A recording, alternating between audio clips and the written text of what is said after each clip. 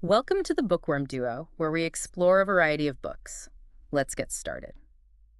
Today, we're doing a deep dive into Framed, Astonishing True Stories of Wrongful Convictions.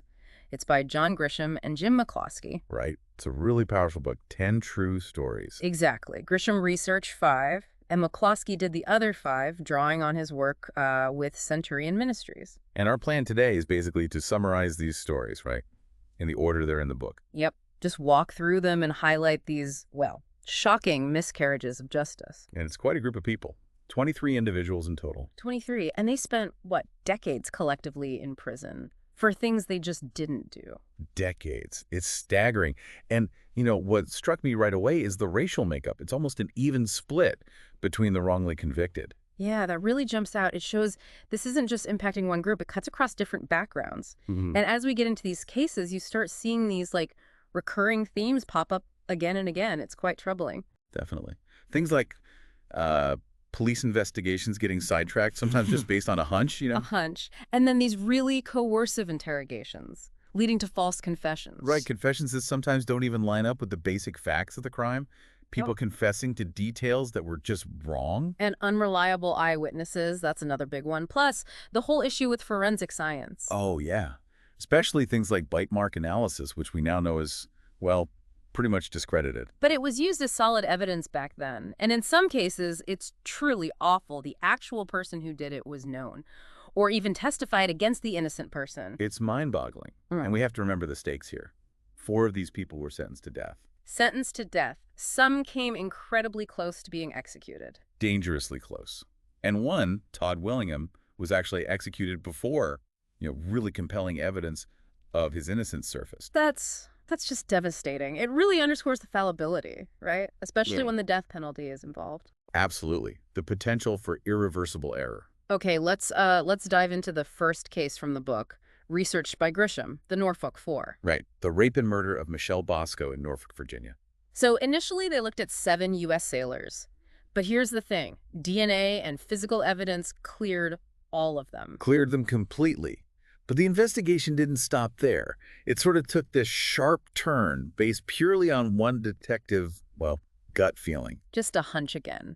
And that hunch led to Detective Glenn Ford. Yes, and he used some pretty intense interrogation techniques, coercive methods. Which led to false confessions from 4 sailors: Daniel Williams, Joe Dick, Eric Wilson, and Derek Tice. It's tough to read about how those interrogations went down, basically pressuring these guys, especially Joe Dick, who was seen as maybe the most vulnerable. Vulnerable, and they pressured him to implicate 3 more men. Yeah, including someone he only knew as George. He didn't know their full names, didn't even know if this supposed gang they were talking about was real. And it wasn't just them. Another sailor, Rick Pauley, he almost confessed too. He came very close. After threats, being told there was evidence against him that didn't actually exist, it just shows this focus on getting confessions, not necessarily the truth. So where did the actual truth eventually come from? Well, 20 months after the murder, DNA found at the scene matched a man named Omar Ballard. Omar Ballard. And the kicker is... The kicker is Ballard was already in prison for another sexual assault committed in the same area shortly after Michelle's murder. But he wasn't even on their radar initially. Okay, so DNA points to Ballard. Surely that changes everything for the investigation. You'd think so, but no. The police, the prosecutors, they just dug in their heels. Double down, even with contradictory DNA. Yep. They came up with these incredibly complicated theories, suddenly involving up to 8 people, including Ballard now. Theories that didn't match any of the original confessions. It just seems like a refusal to admit they got it wrong. Exactly. Resistance to changing course. Yes. So, years of appeals followed. Advocacy groups got involved. And some pretty high-profile people spoke out, right? Yeah, former Virginia attorneys general, jurors from the trial saying they felt misled because they weren't told about Ballard's history or Detective Ford's interrogation tactics. So what eventually happened to the 4 men? In 2009, Williams, Dick, and Tice got conditional pardons. Their sentences were commuted to time served after more than a decade. Wilson had been released earlier. Conditional pardons, though, so they were still technically felons. That's right. Still had that conviction on their record, which carries its own burdens. And Detective Ford, the one who got the confessions. He was later convicted on federal extortion charges. Unrelated, but it speaks volumes, doesn't it? It certainly does. And the 4 men, Their lives were just permanently altered. Completely. Lost years, dealing with the trauma. It's a story with no real happy ending, just release after immense injustice. Okay, moving to the second case, Jim McCloskey's research. Clarence Brandley. Right. Conroe, Texas, 1980. The murder of Cheryl D. Ferguson at a high school volleyball tournament. And this one, the racial dynamics were pretty intense from the start. Extremely. Clarence Brandley, a black janitor, immediately became the prime suspect in this, deeply prejudiced small-town environment. The atmosphere itself was against him. And there were conflicting stories from the beginning about his alibi. Yes. 3 white janitors initially suggested he didn't have an alibi. But Brandley always said one of them told him not to go into the girls' restroom because someone was using it.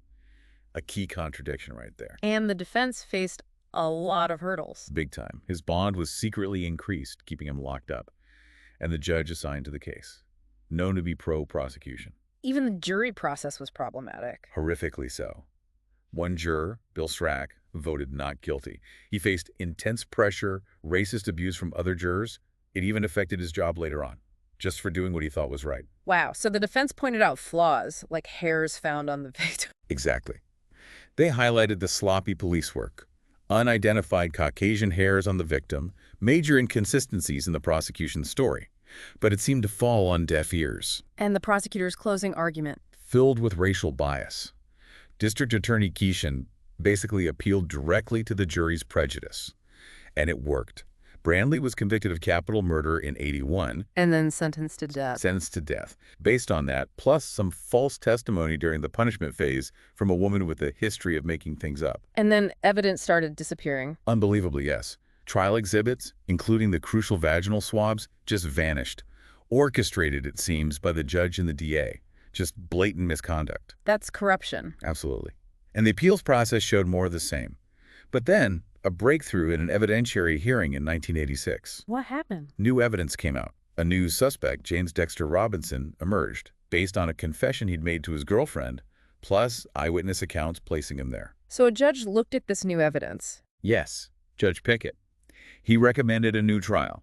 He specifically called out the racial prejudice, the perjured testimony, the biased investigation. He even named Robinson and another man, Ackerman, as the likely culprits. That's a strong statement from the judge. Very strong. The Texas Court of Criminal Appeals agreed, ordered a new trial in '89, but the DA fought it. Appealed it all the way to the Supreme Court. Yep, the Supreme Court rejected the DA's appeal, but the delays just kept piling up. Brandley remained in prison for years, even after these findings, fighting battle after battle. Just an incredibly long fight for justice. A terribly long fight. Okay, next case, or rather, cases. Kennedy Brewer and Lavon Brooks in Mississippi, also researched by McCloskey. Right. And this one really highlights the problems with forensic science, specifically bite mark analysis. 2 murders here, right. A young girl, Courtney Smith, and another woman, Christine Jackson. Yes. Courtney Smith's murder investigation in Brooksville was just chaotic from the start. Lots of arrests, very little evidence. And Lavon Brooks became the main suspect based on what exactly? Almost nothing. The fact that he sometimes wore an earring and knew the family casually, that was basically it. Incredibly flimsy. And then comes the bite mark evidence. Yeah. Dr. Michael West. He looked at marks on Courtney's body and claimed with absolute certainty that only Lavon Brooks could have made them. Only him. That sounds definitive. But is bite mark analysis actually reliable? Not really. Yeah. It's highly subjective, lacks scientific validation. It's been widely debunked since then. But at the time, West's testimony was powerful. And there was other questionable testimony, too. Dr. Stephen Haynes' autopsy testimony included speculation about certain injuries that wasn't really grounded in fact, and, disturbingly, the actual killer, Justin Johnson. He killed both victims. Yes, he was actually arrested early on in Courtney's case, but then let go. Let go? Wow. Okay, so then Christine Jackson is murdered in Noxubee County. And it's like deja vu, another flawed investigation. Kennedy Brewer becomes a suspect. And let me guess, Dr. West and bite mark analysis again. You got it. Same questionable science. There were even suggestions West might have manipulated the evidence during the autopsy comparison to make it fit. That's deeply concerning. And Dr. Haynes testified again, this time falsely claiming Brooks couldn't have killed Jackson because he was in jail, which wasn't true. Just compounding errors. It really shows the danger of relying on shaky science, doesn't it? Absolutely. Mm-hmm. Especially when it's presented as infallible. The scientific community now largely rejects bite mark evidence for identification. So how did Brooks and Brewer finally get justice? Years later, Justin Johnson confessed to both murders. The Mississippi Innocence Project helped facilitate that. A confession from the actual killer. That must have been A key.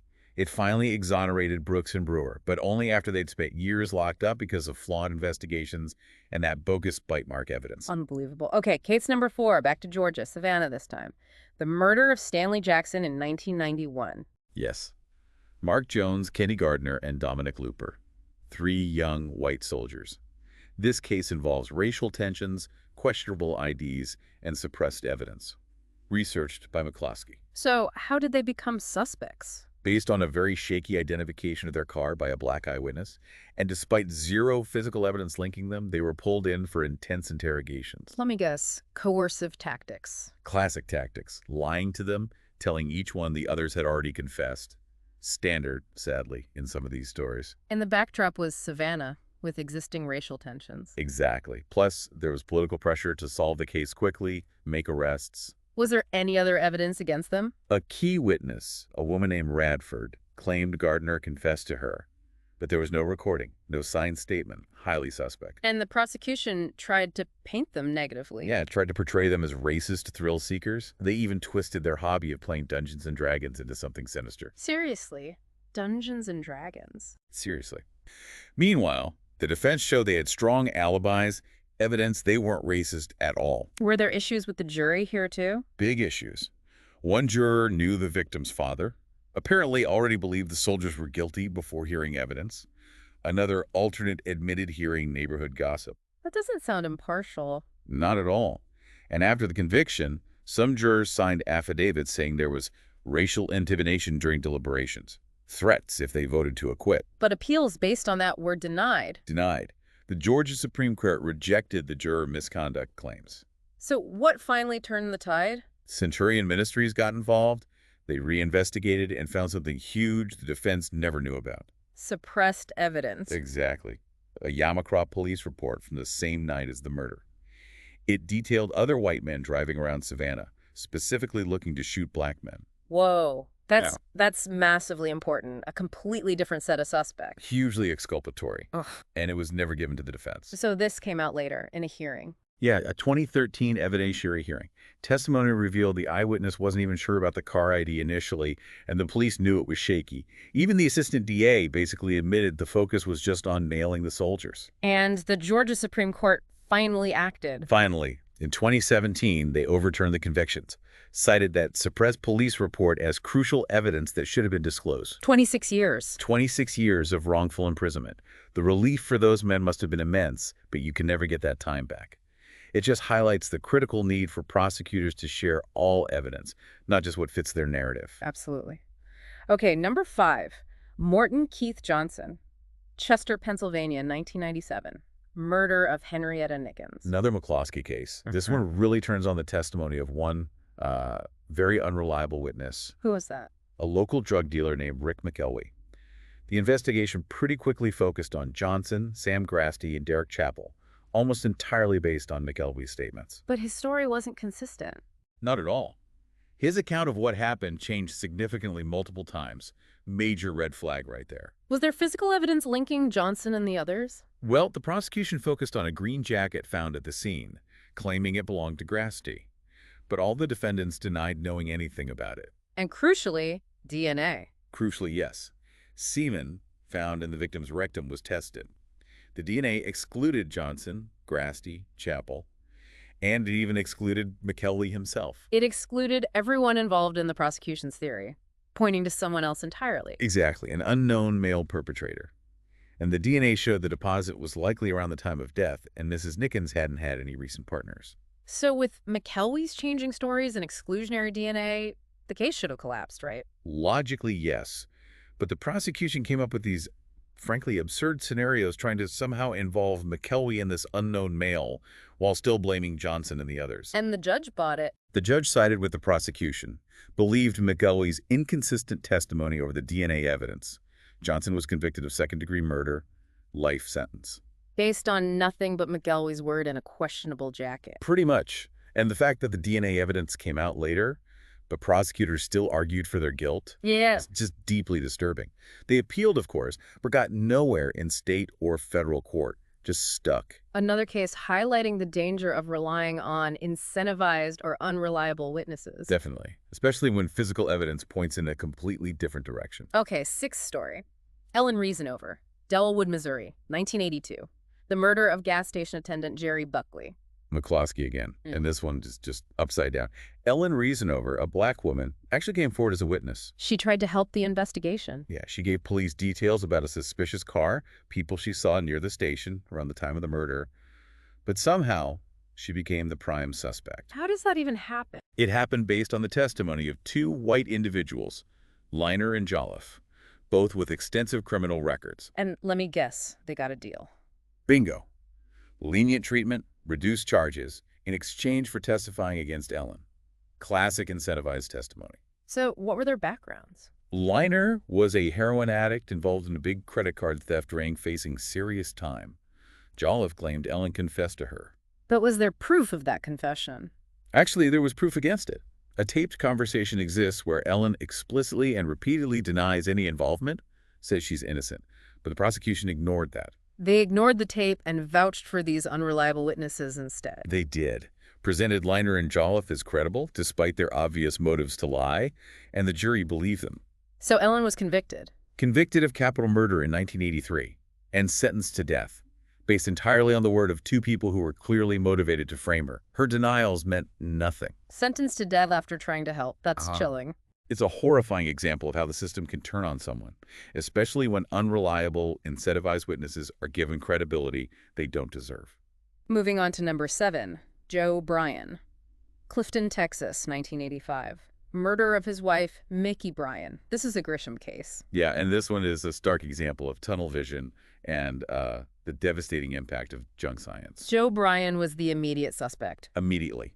He and Mickey were well respected in their small town, but investigators latched onto this theory, completely unfounded, that Joe was secretly gay and killed Mickey because of it. A theory with no evidence. None whatsoever. But it colored the whole investigation. Then they found this flashlight in Joe's car trunk. The flashlight, what was the deal with that? It had a few tiny specks on it. Joe's own brother-in-law and a private investigator, neither with any forensic training, decided it was blood. Just like that. An amateur diagnosis, basically. Totally. And that set the stage for the prosecution's key forensic expert, Robert Thorman. What did Thorman claim? He testified about blood spatter on the flashlight. Said it definitively linked the flashlight to the murder. Highly speculative, no real scientific basis. Even though there wasn't much visible blood? Or any other blood in the car or at the scene? Exactly. Yeah. Minimal specks on the flashlight, nothing anywhere else. But Thorman's testimony was presented as fact. So the trial relied heavily on this. Heavily. That, plus attempts to assassinate Joe's character based on the bogus secret life theory. The actual prosecution case was incredibly weak otherwise, but he was convicted. What happened after the conviction? Did they test the flashlight properly? Yes, years later, post-conviction DNA testing. And guess what? No blood. No conclusive evidence of blood at all, and DNA from the handle. It excluded both Joe and Mickey. Excluded both of them. Wow. And Thorman. He eventually recanted significant parts of his testimony. He admitted his conclusions were wrong. So DNA clears him. The expert recants. Surely he gets a new trial. Released. You would think. But incredibly, his requests for a new trial, even for parole, were denied again and again, for years. Why? With that kind of evidence? It's baffling. He was finally released on parole in 2021, mainly due to failing health, after decades in prison. Decades. And the real killer? Still unknown, because the initial investigation was so completely focused on Joe, based on prejudice and junk science. A truly tragic case. Just unbelievable blindness in the system. Okay, number 8. Renee Jackson, New Iberia, Louisiana, 1976. Robbery and murder of Louis Gladue. Another McCloskey case. This involves 6 black men, including Renee Jackson, all convicted based on incredibly shaky eyewitness accounts. Who are the eyewitnesses? Primarily Mary Arsenault, a career criminal, history of mental illness, drug use, and surprise, surprise, she was offered leniency for her testimony. And her story wasn't consistent. Not even close. She identified different groups of men at different times. Descriptions changed all over the place. Any other witnesses? Another man, Herbert Durand, who had significant mental impairments. His testimony was also highly dubious. And Renee Jackson maintained his innocence. From day one. Told his father right away he was being framed. Was there any evidence pointing elsewhere? Yes, actually. A man named Malcolm Roy later confessed in detail to being the getaway driver. He confessed. Who did he say actually committed the crime?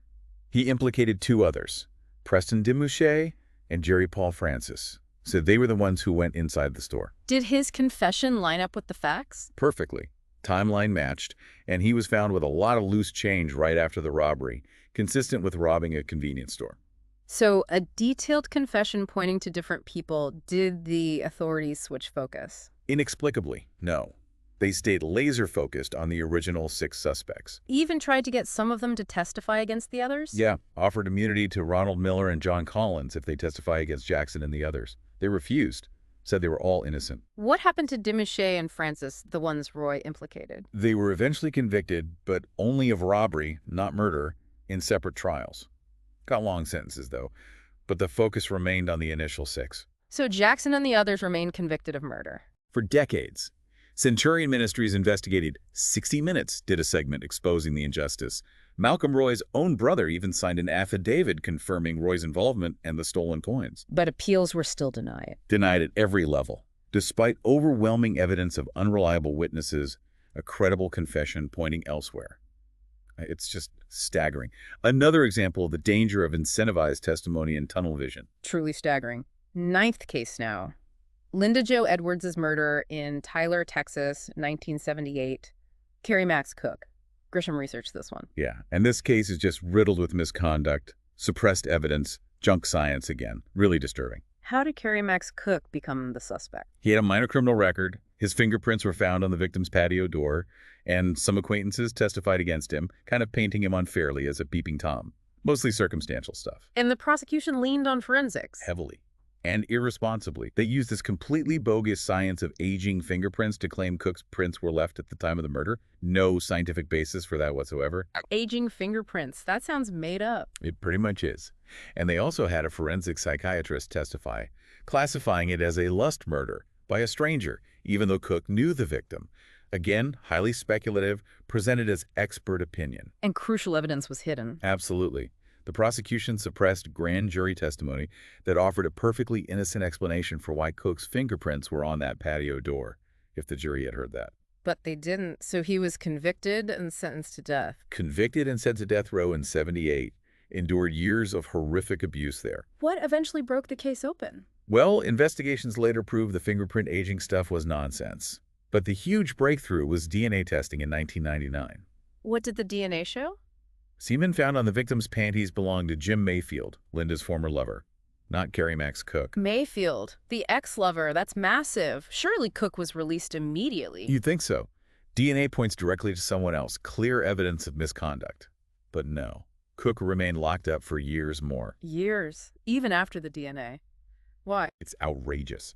The Innocence Project got involved, uncovered even more suppressed evidence, like a bloody hair found at the scene that wasn't Cook's, where the victim's authorities refused to test it after the semen matched Mayfield. Refused to test potentially crucial evidence. Unbelievable, isn't it? And Mayfield himself, volatile relationship with Linda, controlling behavior. He eventually admitted owning a book about sexual mutilation he'd previously denied owning. So, mounting evidence against Mayfield, DNA excluding Cook, and Cook still sits in prison. For over 2 decades in total before he was finally freed. His case is just a horrifying indictment of prosecutorial misconduct, junk science, and the sheer difficulty of overturning a wrongful conviction, even with concrete proof. Just gut-wrenching. Okay, the final case, number 10. Todd Willingham, Corsicana, Texas, 1991. Researched by Grisham. And this one is perhaps the most tragic because of the outcome. An arson fire killed Willingham's 3 young daughters. And he was blamed for setting it. Immediately.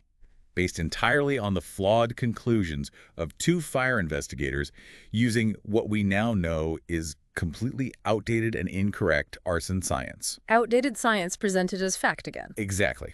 Their understanding of how fire behaves was just wrong, but it was treated as definitive proof of arson. Was there other evidence used against him? Yes. Testimony from a jailhouse informant, Johnny Webb.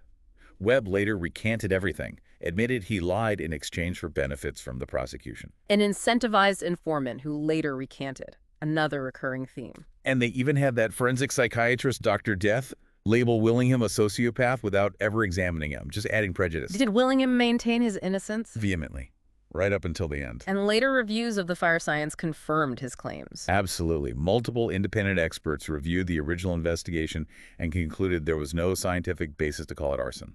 None. Was this new expert analysis available before the worst happened?